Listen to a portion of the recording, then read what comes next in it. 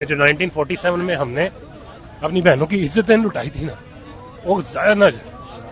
آج ان کی روحیں تڑپ رہی ہوگی، قبروں میں تڑپ رہی ہوگی وہ بہنیں. خدا نہ خواستہ وہ ہمیں کم از کم یہ دکھتا نا کہ ہماری بہنوں کی عزتیں لٹی حرامزادے ہندوؤں نے یا انگریزوں نے. یقین کریں اگر یہ حالات رہے نا تو یہ سارے امیر ہماری بہنوں کو روڈ پہ پسند کیا کریں گے. ہمیں جج پتا کیا بولے گا کہ اپنی دوسری بیٹی بچاؤ، اس کا کیس واپس لے لو، اپنا دوسرا بیٹا بچاؤ. پہلا بیٹا مار دیا نا جس نے، وہ دوسرا بھی مار دے گا. ہمارے کورٹوں میں ایسے ہو رہا ہے. کیولری میں ایک ایسا نہیں ہوا تھا کہ ایک بیٹے نے اپنی بہن کے لیے لڑا، اس کو مار دیا گیا، کوئی ثبوت نہیں ملا. آخرکار اس ایک گارڈ کی قمیض ملی جس کے اوپر بلڈ لگا ہوا، پھر پھنس گیا. پھر اس کی ماں نے کہا تھا جج صاحب کو کہ جج صاحب میری بیٹی جوان گھر میں بیٹھی ہوئی ہے، اگر میں نے یہاں پہ کھڑی رہی نا وہ اس کو لے جائیں گے، اور وہ مجھے کہہ رہے ہیں کہ تیرے گھر سے ننگی کر کے لے کے جائیں گے اپنے گھر تک. وہ ماں نے کہا تھا کہ اگر میری بیٹی کی ضمانت دے سکتے ہو نا اور میری ساری عمر کی ضمانت دے سکتے ہو تو میرا کیس آگے لے کے چلو. اور جج صاحب چپ ہو گئے تھے، جواب نہیں تھا.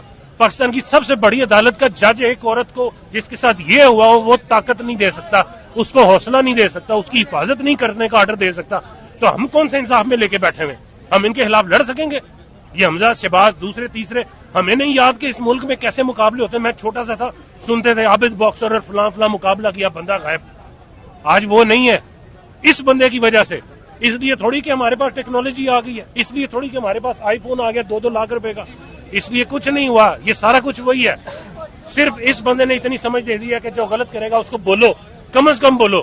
میں نکلا ہوں نا بولنے کے لیے، میں ہاتھ میں میرے گن تو نہیں ہے، لیکن میں بول رہا ہوں جو میرا ایمان کہتا ہے، جو میرے نبی نے تعلیمات دی، جو قرآن میں پڑھا، میں وہ کرنے نکلا ہوں. اس بندے نے مجھے بتایا کہ غلط ہو، کم از کم بولو، تاکہ قیامت والے دن یہ نہ کوئی بولے کہ یہ بلو کا پٹا بڑوا چپ کر کے بیٹھا ہوا تھا اور ہمارے سامنے ملک میں زیادتیاں ہو رہی تھی. میں تو کہہ سکوں گا نا، میری یہ ریکارڈنگ آج بھی آپ دو گے، آپ اس دن بھی گواہی دو گے کہ میں نے اس بندے کو وہاں پہ دیکھا تھا اور یہ کھڑا تھا. بچے کو کیوں لے کے آئے؟ اسی لیے کہ آپ سب کو بھی یہ لگے کہ یہ گولیاں نہیں دینے آیا.